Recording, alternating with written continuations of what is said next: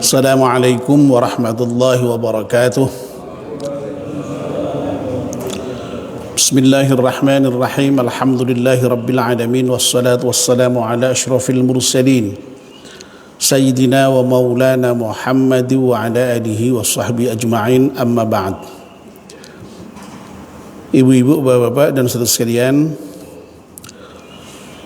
alhamdulillah kita panjatkan syukur kepada Allah Subhanahu wa taala yang pada pagi ini atas limpahan rahmat dan nikmatnya kita semua bisa hadir di masjid salat subuh berjamaah, dan sekarang kita masih berada di masjid melanjutkan dengan melaksanakan kajian subuh. Kita mohon kepada Allah Subhanahu wa taala semoga seluruh rangkaian ibadah kita di pagi hari ini diterima oleh Allah Subhanahu wa taala. Amin ya rabbal alamin. Mari kita mulai kajian kita dengan berdoa bersama-sama. Bismillahirrahmanirrahim. Asyhadu an la ilaha illallah wa asyhadu anna Muhammadar Rasulullah. Raditu billahi rabba wa bil islami dina wa bi Muhammadin nabiyyan wa rasulah. Rabbi zidni ilman nafi'a warzuqni fahman wa hukma wa alhiqni bis salihin. Amin. Mari kita membaca surat Al-Fatihah sekali untuk pengarang kitab Taysirul Khalaq, dengan iringan doa semoga kitab yang kita baca ini bermanfaat untuk kita semuanya. Ala hadiniyah Al-Fatihah. A'udzu billahi minasyaitonir rajim. Bismillahirrahmanirrahim. Alhamdulillahi rabbil alamin. Arrahmanir rahim. Maliki yaumiddin. Iyyaka na'budu wa iyyaka nasta'in. Ihdinas siratal mustaqim. Siratal ladzina an'amta 'alaihim ghairil maghdubi 'alaihim waladdallin. Amin. Bapak dan ibu-ibu, kemarin kita sudah mulai membicarakan bab baru, yaitu al-hiqdu, ya, dendam. Kemarin kita sudah jelaskan mengenai pengertian dendam, yakni idmarus su'i wal hirsu 'alal idza, menyembunyikan keburukan, ya, baik itu perasaan, maksud, ya, lalu kemudian ada keinginan yang kuat untuk menyakiti, ya, ya, tentu saja kepada orang yang kita dendami, ya. Nah, sebabnya yaitu al-ghadab, kemarahan. Dan kemarin sudah kita sebutkan bahwa sifat dendam itu akan diikuti oleh berbagai macam tingkah laku yang buruk yang diharamkan, dan itu jumlahnya sampai ada 8. Nah, kemarin yang 4 sudah kita bahas, bahwa dendam itu akan diikuti oleh iri, ya, terhadap orang yang didendami itu. Lalu kemudian senang kalau orang yang kita dendami itu mendapatkan musibah. Lalu yang kedua, kita orang yang dendam itu biasanya lalu kemudian tetap mendiamkan, ya, meninggalkan orang yang didendami itu meskipun dia sudah berbaik-baik hati, ya, sudah menunjukkan kasih sayangnya aja itu sudah tidak mau itu menghindar, ya. Lalu yang terakhir, yang keempat, yang kemarin sudah kita bicarakan adalah berpaling, ya, dari orang yang didendami itu dengan dengan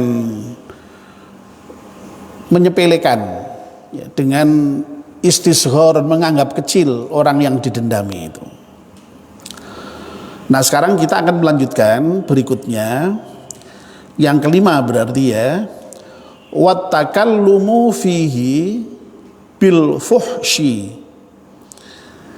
Ya. Orang yang dendam itu biasanya kemudian lalu suka membicarakan orang yang didendami itu dengan keburukan. Ya. Jadi kalau bercerita itu yang diceritakan mesti yang buruk-buruk gitu. Nggak ada kebaikan yang diceritakan, ya mesti yang buruk yang diceritakan itu. Ya, kalau kita bermusuhan dengan orang, ya kita benci dengan orang itu mesti yang diceritakan lalu yang buruk-buruk. Ya. Kartia bihi, seperti dengan berghibah tentangnya.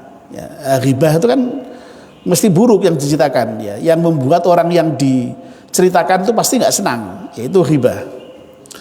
Ya. Kalau yang diceritakan itu yang baik-baik, bukan ghibah namanya. Ya. Kalau ceritanya itu pujian-pujian bukan ghibah. Jadi ghibah itu atau merasani orang itu menceritakan keburukan orang, dan kalau yang diceritakan itu mengetahui itu dia tidak suka, ya. Nah itu ghibah itu, ya. Meskipun itu fakta, meskipun itu benar yang diceritakan, itu tetap ghibah, ya. Ya, kadang-kadang kita itu kan sok membela diri ya toh. Ojo ngerasani wong, ya, ojo ghibah. Lu tapi itu kan faktanya begitu. Lah fakta itu ghibah. Ya. Jadi menceritakan fakta, kalau faktanya itu fakta keburukan dan membuat orang yang diceritakan itu tidak suka, itu ghibah itu. Nah, kalau sudah menceritakan keburukan tidak fakta, itu lebih dari ghibah, itu tuh fitnah itu namanya. Ya, lebih tinggi lagi anunya itu, derajat keburukannya itu, ya. Nah, ini masih ditambah wa ifsya'u sirrihi, ya. Lalu kemudian menyebarkan keburukannya, ya. Jadi orang itu kalau sedang bermusuhan, ya, ada perasaan dendam, ada perasaan benci, itu mesti ghibah tadi itu kan dalam rangka tadi itu, dalam rangka untuk menyebarkan keburukan-keburukan yang dimiliki oleh orang yang didendami itu, ya. Nah itu. Nah ini yang keberapa? Yang kelima, ya. Yang kelima. Lalu yang berikutnya, ya, wa muhakatuhu istihza'an bihi. Ya. Nah, ini masih ada hubungannya juga ini, ya. Dan orang yang dendam itu kemudian menceritakan, ya, orang yang didendami itu dengan istihzaan, itu mengolok-olok, ya, dengan mengolok-olok, ya. Jadi orang yang ketika menceritakan keburukannya itu tidak sekedar, kadang-kadang hanya sekedar cerita itu enggak, ceritanya pakai olok-olok itu, diolok-olok itu, ya. Jadi dengan ngece, dengan gimmick-gimmick yang ya mengolok-olok tadi itu biasanya. ini Masya Allah itu rentetan dari dendam itu sampai sebegini ini, ya. Jadi yes, kita tahulah mengolok-olok itu kayak apa, ya, mesti ya dengan mencibir, dengan gimmick-gimmick yang intinya itu ya tadi itu mengecilkan, menyepelekan, menganggap orang yang diceritakan itu ya jelek semuanya, ya. Ya, itu seperti itu biasanya ini orang-orang yang dendam itu, ya. Lalu yang berikutnya wa idza'uhu bima yu'limu badanuhu, ya. Bahkan sampai kepada juga orang yang dendam itu kemudian menyakiti orang yang didendami itu ya dengan hal-hal yang bisa menyakiti fisiknya bahkan kadang-kadang ya. Jadi tidak hanya menceritakan, tidak hanya secara verbal ya melakukan kekerasan, tapi kadang-kadang sampai pada kekerasan fisik gitu ya, menyakiti badannya itu ya. Jadi yang namanya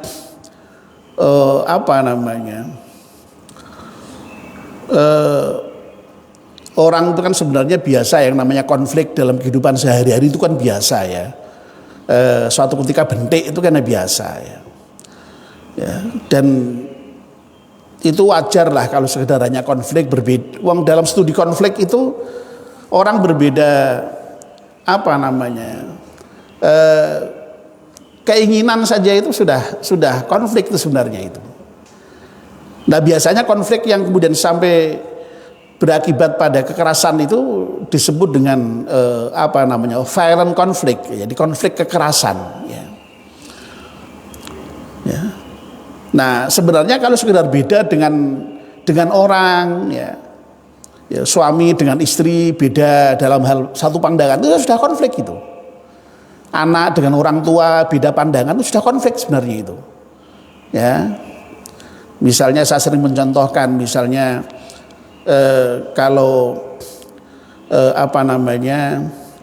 kita sebagai orang tua kepingin anak kita sekolah di fakultas kedokteran, lalu anak kita tidak mau, kepinginnya malah di fakultas yang lain lah ya. Nah teknik aja masih dianu, kadang-kadang anak itu kadang-kadang sok ke fakultas sastra misalnya gitu, misalnya biar sekaligus agak ekstrim contohnya gitu ya. Itu sudah konflik itu kalau dalam studi konflik itu. Nah itu biasa, seperti itu biasa dalam kehidupan sehari-hari. Nah yang penting jangan kemudian timbul kekerasan. Nah, kekerasan itu misalnya kalau orang tuanya sudah ngancam, kalau kamu tidak mau sekolah kedokteran ya sudah, saya tidak mau biayai, kalau mau pergi ya silahkan. Nah itu sudah kekerasan itu, karena sudah mengancam anak itu dan sudah menutup tumbuh berkembangnya anak itu. Nah itu tidak boleh itu ya. Suami istri ya, kan biasa itu beda pandangan itu ya, dalam kehidupan sehari-hari. Lalu kalau sudah beda pandangan oke, silahkan. Tapi kalau sudah kemudian lalu ada kekerasan, baik itu dari mulai kekerasan itu kan macam-macam ya. Dari mulai kekerasan psikis, kekerasan verbal, kekerasan fisik ya. Macam-macam ya. Ya. Itu yang tidak boleh, yang tidak boleh itu. Nuwun sewu ya, mendiamkan aja itu sudah kekerasan ya, mendiamkan itu ya. Orang tidak menyapa ya, suami tidak menyapa istri itu sudah kekerasan sebenarnya itu. Tapi dalam beberapa kasus memang ya diizinkan ya, tapi sekali lagi tidak boleh sampai kemudian berlarut-larut. Ya. Ya. Lalu kemudian kekerasan verbal dengan omongan tadi itu ya, mengata-ngatai, memfitnah, membuli, mengolok-olok ya. Nah sampai pada kekerasan yang berupa tindakan ya, seperti ini tadi ya, wa idza'uhu bima yu'limu badanuh, itu badanah maksud saya ya.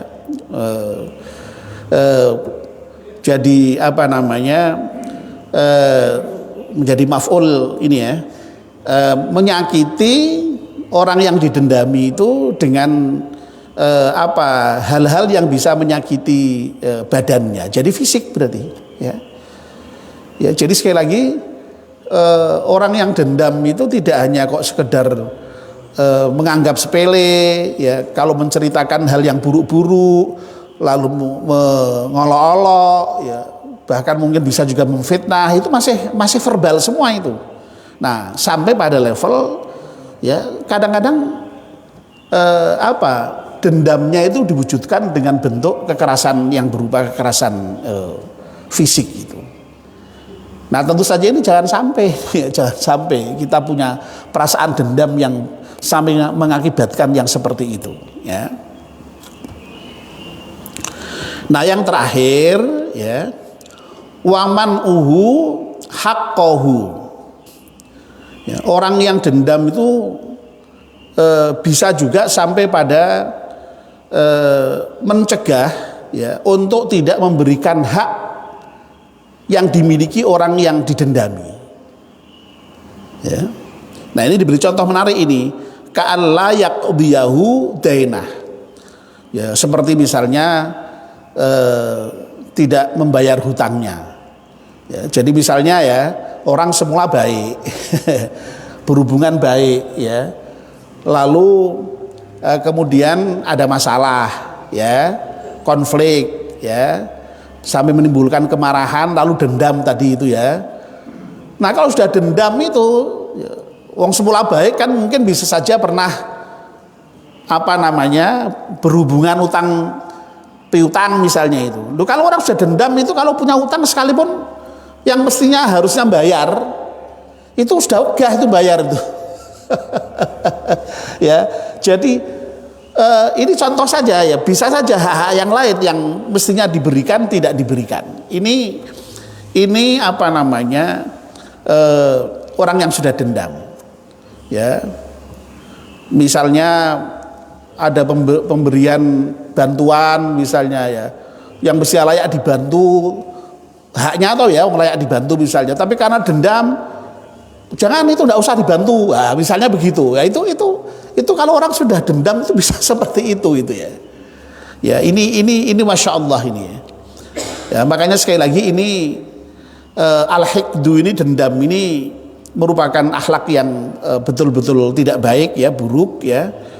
Dan ini sampai ditempatkan ini di tempat yang pertama dari rentetan nanti akhlak-akhlak yang buruk dalam kitab Taysirul Khalaq ini.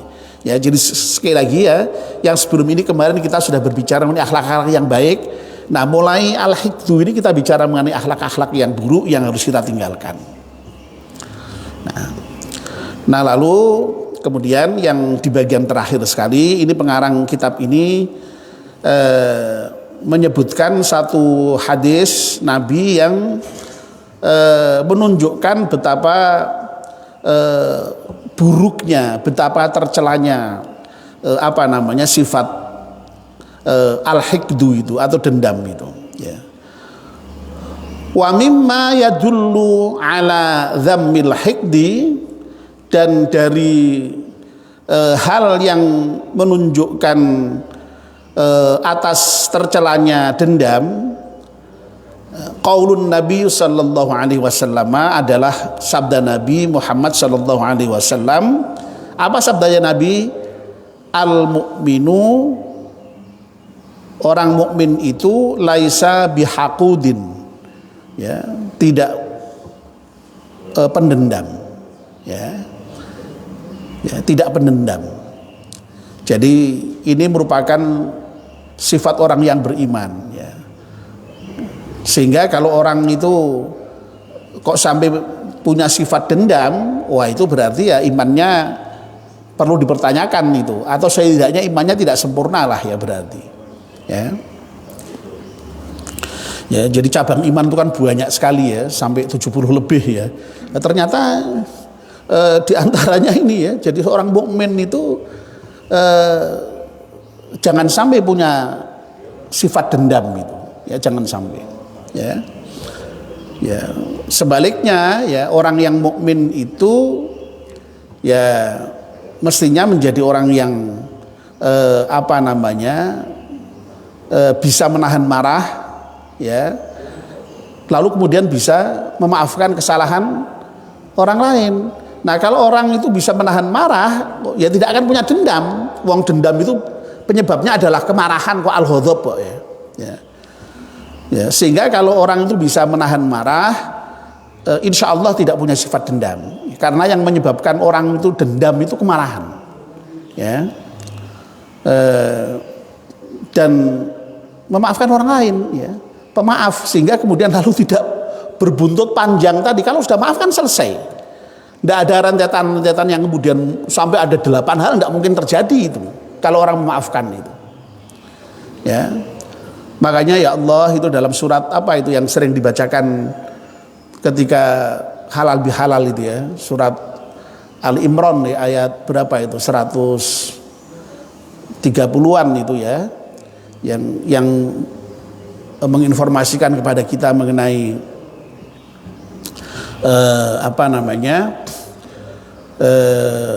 ciri orang yang bertakwa itu ya. Jadi ciri orang yang bertakwa itu adalah wasari'u ila maghfiratin min rabbikum wa jannatin 'arduhas samawati wal ardu u'iddat lil muttaqin alladzina yunfiquna fis sarra wad dharra ya. Nah, poin kita adalah wal kadhiminal ghaidha wal 'afina 'anil nas. Ya, orang yang bertakwa itu ya adalah orang yang bisa menahan marah ya, dan kemudian mau memaafkan kesalahan orang lain. Ya. Marah sebenarnya boleh, ya. Orang marah itu manusiawi.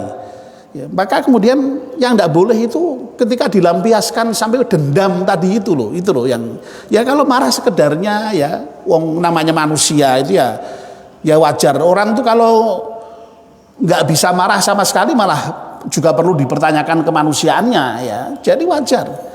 Makanya Masya Allah Al-Quran itu menggunakan diksi kok ya bagus sekali itu, wal kadhiminal ghaidha, yang bisa menahan marah. Artinya apa? Ya kalau marah itu ditahan gitu loh. Ditahan, jangan dilampiaskan sampai dendam ini maksudnya ya, sampai dendam kesumat itu ya Pak Edi ya, jangan ya. Jadi kemudian ya, nah, kalau sudah bisa menahan marah itu biasanya kemudian pernyataan berikutnya wala afina anin nas. Kalau ada orang kok salah dengan kita, membuat kita marah, membuat kita sakit, membuat kita jengkel, itu kalau kita bisa memaafkan selesai itu. Makanya Masya Allah memaafkan itu merupakan sifat orang yang bertakwa yang luar biasa itu. Ya, sehingga kemudian hilang itu yang namanya dendam itu. Sebesar apapun masalah kalau sudah maaf terucap selesai itu ya. Dan orang yang bisa memaafkan kesalahan orang lain itu orang yang disebut sebagai orang muhsin itu ya, orang yang berbuat ihsan ya. Jadi ihsan itu berbuat yang terbaik, meskipun ada orang berbuat buruk kepada kita sekalipun kita berbuat baik, itu ihsan ya. Jadi ihsan itu kalau dalam hadis memang ada yang didefinisikan sebagai anta'budallah ka'annaka tarak fa in lam takun tarak fa in lam takun tarah fa innahu yarak ya. Jadi yang namanya ihsan itu engkau beribadah kepada Allah seakan-akan kamu melihat Allah. Tapi kalau kamu tidak melihat Allah, yakinlah bahwa Allah itu melihat kamu. Itu ihsan. Tapi ihsan juga didefinisikan sebagai apa ya? Berbuat yang terbaik. Dalam arti apa? Dalam arti antara hak dan kewajiban itu lebih didahulukan kewajibannya. Jadi haknya tidak diambil tapi kewajibannya dilakukan, itu hak. Atau mengambil hak sedikit tapi membayar kewajiban yang lebih banyak, itu hak ya, itu ihsan maksudnya ya. Jadi makanya Nabi mencontohkan ihsan itu ya, kalau ada orang salah kamu maafkan, kalau ada orang memutus tali silaturahim kamu sambung ya. Kalau ada orang tidak pernah memberi kepada kamu beri. Loh, itu kan contoh-contoh yang memang luar biasa kan ya. Berbuat yang terbaik itu. Ya. Jadi contoh itu 3 hal itu, contoh ihsan itu. Ya. Sebenarnya kalau ada orang berbuat salah dengan kita membalas kesalahannya itu boleh, wong itu adil namanya itu. Orang nempeleng kita balas tempeleng itu boleh itu. Ya, adil itu namanya itu. Ya. Tapi kalau kita berbuat ihsan, orang nempeleng kita, kita senyum, kita maafkan, itu lebih baik. Ya, begitu. Ya. Orang tidak pernah berkunjung pada kita tidak balas berkunjung, itu adil, sepadan itu. Tapi kalau ada orang tidak pernah berkunjung pada kita berkunjung kepada dia, ihsan itu. Ya. Orang tidak pernah memberi kepada kita juga tidak memberi, itu sepadan itu. Ya, sepadan, adil berarti. Tapi kalau ada orang tidak memberi, kita beri, itu ihsan itu. Ya. Jadi ihsan ini luar biasa ya, jadi berbuat yang terbaik. Ya. Dan Allah itu muhsin, Allah itu berbuat baik, bahkan terbaik kepada kita itu. Dan kita diminta untuk mencontoh berbuatnya ihsan Allah kepada kita itu. Wahsin kama ahsanallahu ilaik, berbuatlah baik kamu ya sebagaimana Allah telah berbuat baik kepada kamu. Loh, Allah itu kan berbuat baik kepada kita luar biasa itu. Ya. Sehingga kita diminta untuk berbuat baik seperti Allah juga. Ya. Terkait dengan persoalan menahan marah ini juga kemarin sudah kita bicarakan ya. Allah Maha Halim, Allah itu tidak cepat menurunkan siksa. Ya. Nah kita ya menirulah seperti Allah ya. Kita ini mudah-mudahan juga jangan cepat marah, jangan cepat kemudian menimbulkan balasan yang tidak baik kepada orang lain yang berbuat salah dengan kita. Nah ini kalau kita bisa menahan marah, bisa gampang maafkan kesalahan orang lain, maka insya Allah yang namanya sifat dendam, kebencian, permusuhan, ya, kedengkian kepada orang lain itu insya Allah terhindari atau setidak-tidaknya terminimalisir sehingga tidak menjadi pendendam. Ya, suatu ketika ada perasaan dendam itu ya wajar manusia, tapi jangan sampai menjadi pendendam. Suatu ketika marah ya wajar, tapi jangan menjadi pemarah. Ya, begitu ya. Jadi indahnya ajaran Islam seperti itu.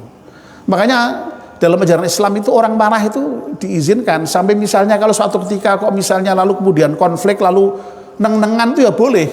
Tapi ojo nganti luwih sama 3 dino, jangan lebih dari 3 hari. Ya. Artinya apa?